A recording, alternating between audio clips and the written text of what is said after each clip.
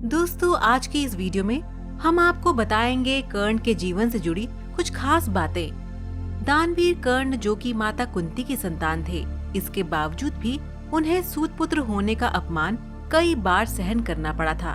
मगर जब कर्ण का जन्म हुआ तब माता कुंती अविवाहित थी, जिसकी वजह से उन्होंने कर्ण को जन्म लेते ही त्याग दिया था।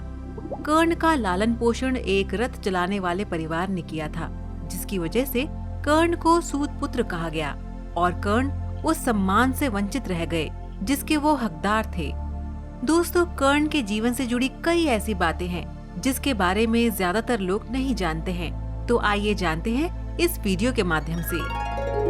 कर्ण ने जब पहली बार द्रौपदी को देखा तो उसी क्षण द्रौपदी पर मोहित हो गया और वह द्रौपदी से विवाह करना चाहता था, मगर ऐसा हो न सका क्योंकि वह सूत पुत्र था। किस्मत ने इनका विवाह नहीं होने दिया और द्रौपदी का विवाह अर्जुन के साथ हो गया, जिसकी वजह से कर्ण पांडवों से और खासकर अर्जुन से नफरत करने लगा। कर्ण ने द्रौपदी के सामने अपना विवाह प्रस्ताव भी रखा था, मगर अपने परिवार के सम्मान को बचाने के लिए द्रौपदी ने कर्ण के प्रस्ताव को ठुकरा दिया था। द्रौपदी ने जब कर्ण के विवाह के प्रस्ताव को ठुकरा दिया तब कर्ण ने 2 विवाह किए थे। कर्ण के 2 विवाह हुए। कुंती ने जब कर्ण को जन्म दिया तब वो अविवाहित थी, जिसकी वजह से उन्होंने समाज के डर और लोक लाज के डर से कर्ण को त्याग दिया था। कर्ण का लालन पोषण एक रथ चलाने वाले परिवार ने किया था, जिसकी वजह से कर्ण को सूत पुत्र कहकर बुलाया जाता था।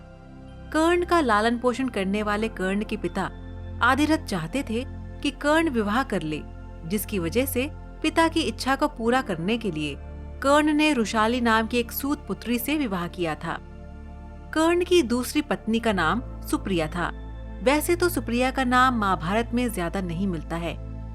कर्ण को अपनी दोनों पत्नियों रुशाली और सुप्रिया से 9 पुत्र प्राप्त हुए, जिनके नाम वृषसेन, वृषकेतु, सत्यसेन, चित्रसेन, सुषेण, शत्रुंजय, द्वैपात, प्रसेन और बनसेन था।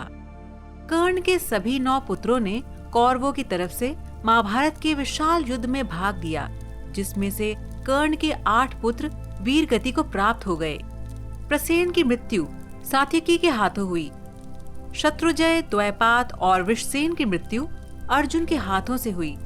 वनसेन की मृत्यु भीम के हाथों से हुई और चित्रसेन, सत्यसेन और सुषेण की मृत्यु नकुल के हाथों से हुई थी। कर्ण का केवल एक पुत्र वृषकेतु ही जीवित बचा था। कर्ण की मृत्यु के बाद उसकी पहली पत्नी रुशाली ने कर्ण की चिता में सती होना स्वीकार किया। महाभारत के युद्ध के बाद जब पांडवों को सत्य का पता चला कि कर्ण एक सूत पुत्र नहीं बल्कि उन्हीं के ज्येष्ठ भाई थे, तो उन्होंने कर्ण के पुत्र वृषकेतु को हस्तिनापुर की गद्दी सौंप दी। इसके बाद वृषकेतु ने अर्जुन के संरक्षण में कई युद्ध लड़े और इन युद्ध में विजय भी प्राप्त की। कर्ण एक बहुत ही दानवीर पुरुष था, जिसका कई बार प्रमाण कर्ण ने दिया भी था। ये जानते हुए भी कि कवच और कुंडल दान में देने पर उसे पांडव आसानी से हरा देंगे, फिर भी दानशीलता के कारण कर्ण ने उन्हें दान कर दिए थे। जब कर्ण अपने अंतिम समय में मृत्युशैया पर लेटे हुए थे, तो श्री कृष्ण ने कर्ण की दानशीलता की परीक्षा लेने के लिए एक ब्राह्मण का वेश धारण करके कर्ण से दान मांगा। तब कर्ण ने कहा कि मेरे पास देने के लिए कुछ भी नहीं है। तब श्री कृष्ण ने कहा, अपना सोने का दांत ही दे दो। तब कर्ण ने एक पत्थर से अपने दांत को तोड़कर श्री कृष्ण को दे दिया और एक बार फिर दानवीर होने की सत्यता को प्रमाणित कर दिया, जिससे श्री कृष्ण बहुत ही प्रभावित हुए और कर्ण से वरदान मांगने के लिए कहा। कर्ण ने श्री कृष्ण से कहा कि उनका पालन पोषण एक निर्धन सूत परिवार में हुआ है, जिसकी वजह से उन्हें कई बार अपमान और छल का सामना करना पड़ा। उन्होंने विनती की कि जब भगवान कृष्ण दोबारा से धरती पर आएं, तो पिछड़े वर्ग के लोगों के जीवन को सुधारने का प्रयत्न जरूर करें। इसके साथ ही कर्ण ने 2 वरदान और मांगे। कर्ण ने दूसरा वरदान मांगा कि जब भी वो फिर से अवतार लेकर धरती पर आएं, तो उनके ही राज्य में अवतार लेकर आएं।